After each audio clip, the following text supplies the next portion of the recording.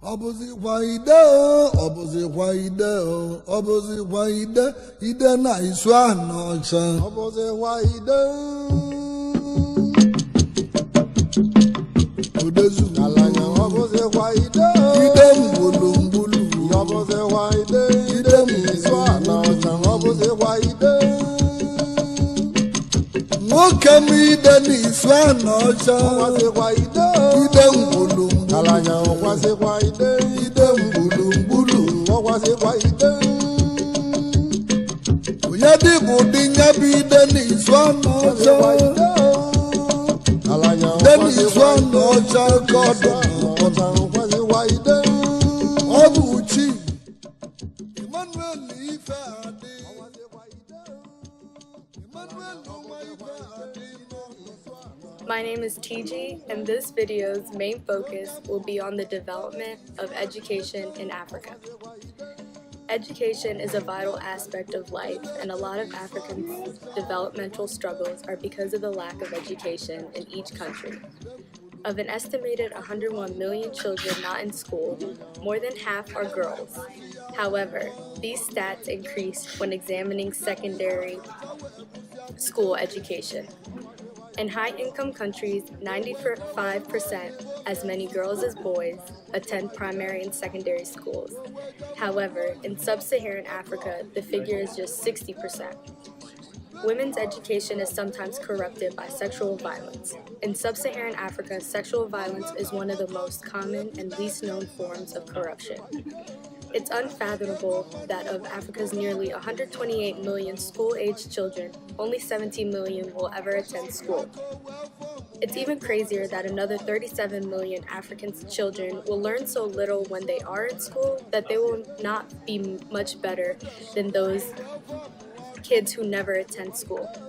It's really upsetting because in each of these assessments, they were learning so little that they had no values added to their education. These tests don't even bring up the different values, knowledge, and skills that children should learn in school to live healthy and productive lives. This lack of education is the #1 reason why Africa is in such deep poverty. I'm Zion DeBose, and I'm talking about the history of African education. The history of African education has been evolving and progressing into more colonial and modern systems, dating back to years before the African people learned through experience and trial and error. The people of Africa learned beneficial tactics that would be able to help them thrive for survival. But not just that, but for knowledge of geographic land which they lived on. Africa being dominant in agriculture, you would think they would specialize in that field. But once introduced to colonialism and European lifestyle, they were forced to learn the adapted education system of America, which included Christianity, literary curriculum, and structural appointed programs. Being exposed to education that has no benefit causes Africa to be looked down upon when it comes to high-level education. 57% of African children are exposed to education in public schools, but at the lowest rate of primary schools, causing it to be the lowest enrollment rate of any region surveyed. I'm Jalen Foskey. Now, I believe that a lack of education is linked to numerous other issues in Africa. Statistics show that if every girl in sub-Saharan Africa completed even just a primary education, the maternal mortality rate would decrease by about 70%. Now, Africa has the highest rates of educational exclusion in the world, meaning that they have numerous amounts of children that are not getting a proper education. South Africa, compared to the rest of Africa, has a significantly higher literacy rate, and that's one of the main reasons South Africa has been able to develop more.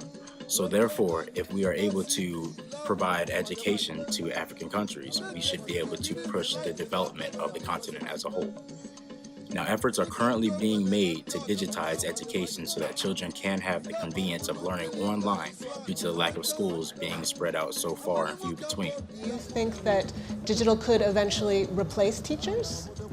I think there's certainly a place for digital learning tools, and I'm not of the group that believes it's a silver bullet that will solve everything, and I don't think it's the right question to ask ourselves, are we trying to replace teachers? It's much more important, I think, to understand where we can use technology to add value to the learning process.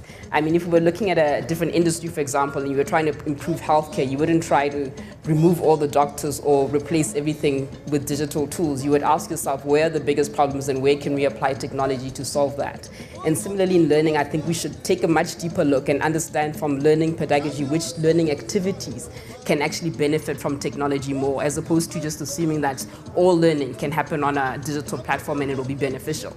So when I say learning activities, for example, I'm referring to things like some learning environments could refer to discovery, which is research and finding things to prepare for class. Digital tools could be very effective for that, for example. I mean, Fred mentioned sort of assessment and regular interactions with students to see how they're doing. That could be good for assessment, I mean, for digital tools. But maybe when we look at things like how do we facilitate group and peer interactions and debates, how do we make sure that we still learn adequately from our peers? How do we ensure that we develop soft skills, and how do we ensure that we develop critical thinking skills? We don't have the research at this point to say that we can effectively achieve those other learning activities or every learning activity on a digital platform. And we need to be very selective, I think, where we want to apply it, so that we can do well in certain learning activities and free up resources of teachers to do other things that are more high touch or more complex learning processes, and then we can actually utilize our resources better. Hello, my name is Andre Kearney. I'm speaking about the poor education system in Africa. Poor education is a personal tragedy that imprisons people in poverty, but it's a collective failure that could also cost the continent its chance to prosper, because Africa's children often face schools that are badly equipped and underfunded, with teachers who are poorly trained. I personally feel like Africa could increase their education by first harnessing new technology. For example, kids could do distance learning in which lessons are live streamed over the internet. It can provide a backstop of quality, especially when African teachers' standards vary so wildly. Secondly, private sectors can help build public education systems because they aren't under any government control. And my third way of making African education much better would be to focus on the unglamorous area of vocational training. In South Africa, where half of young people are unemployed, 3/4 of companies struggle to fill engineering roles. We as people can help train these individuals, and that will help extremely in the poverty role of Africa. The picture for Africa education may seem bleak, but progress can be made remarkably quickly if we all take steps towards these ideas. I truly believe that.